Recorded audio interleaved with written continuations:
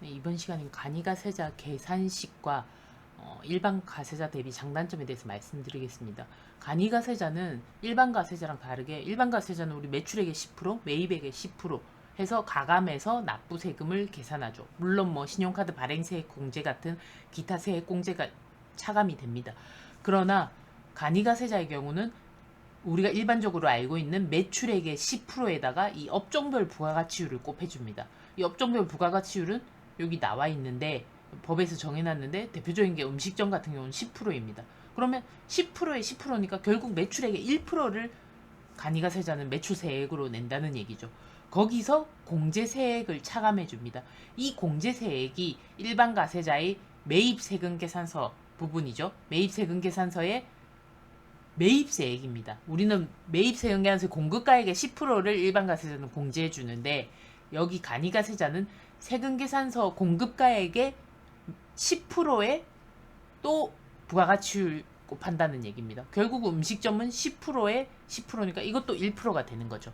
이 공제세액이 빠지고 기타 뭐 의제 매입이라든지 카드 공제 이런 부분도 차감이 됩니다. 그러나 그런 부분과 신용카드 발행세액 공제 이런 거 다 간이가세자도 적용이 되는데 그렇게 해서 차감을 하고 나면 납부세액이 나오는데 매출액이 정말 크지 않는 이상 음식점 같은 경우에는 납부세액이 0으로 나옵니다. 그래서 물론 뭐 이런 서비스 업종 같은 경우는 간이가세자일 때 부가가치율이 30%니까 3%를 곱하겠죠. 3%를 곱하고 공제세액에서 서비스 업종은 신용카드 발행세액 공제 같은 게 차감이 안 되니까 이런 업종은 간이가세자라도 세금이 나오는 경우가 있습니다. 그러나 음식점은 매출액이 엄청 크지 않는다면 신용카드 발행세액 공제에서 또 차감이 되고 하기 때문에 일단 세금이 많이 안 나오거나 0인 경우가 많습니다. 그래서 간이가세자가 일반 가세자 대비해서 장점이 뭐냐? 부가세가 훨씬 적게 나옵니다. 왜냐? 부가가치율을 곱하기 때문에. 결국 음식점 같은 경우는 1%가 되는 거죠.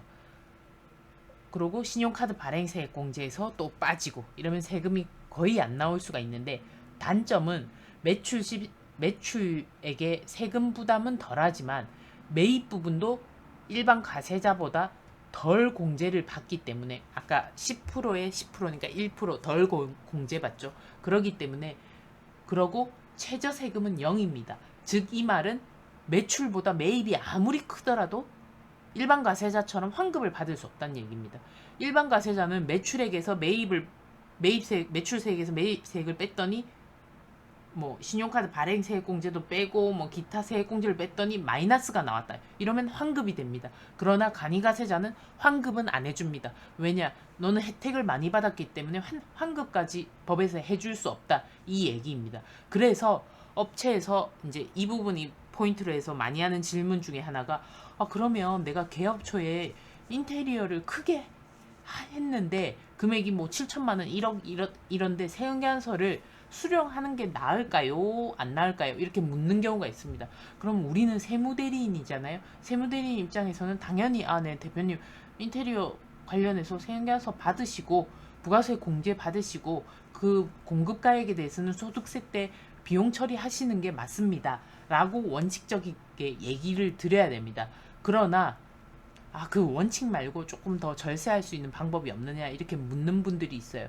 그럴 경우에는 일반적으로는 큰 금액을 받았을 때 일반 가세자로 그렇게 해서 큰 금액을 수령해서 일반 가세자로 내면은 매입세 공제도 받고 소득세 때 비용 처리도 하고 좋은데 만약에 이거를 세금계산서를 안 받으시고 간이가세자로 내면은 간이가세자는 음식점 같은 경우는 어차피 세금이 많이 안 나오기 때문에 이걸 굳이 안 받겠다 하시는 분들은 두 가지를 비교해서 대표님한테 이럴 때는 간이가세자는 세금은 0이지만 일반 가세자는 환급이 됩니다.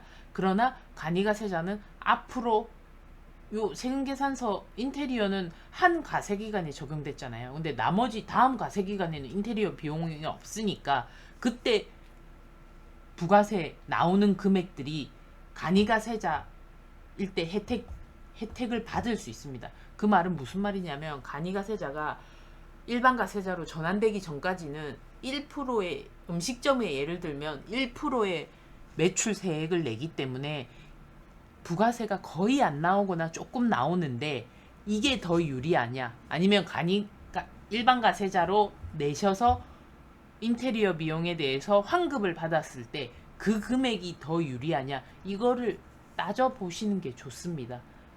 그때는 소득세도 같이 세금을 비교해야 되고 이러니까 뭐 잘하는 선배님의 도움을 받으시던지 아니면 세무사님과 상의를 하는 게 좋습니다.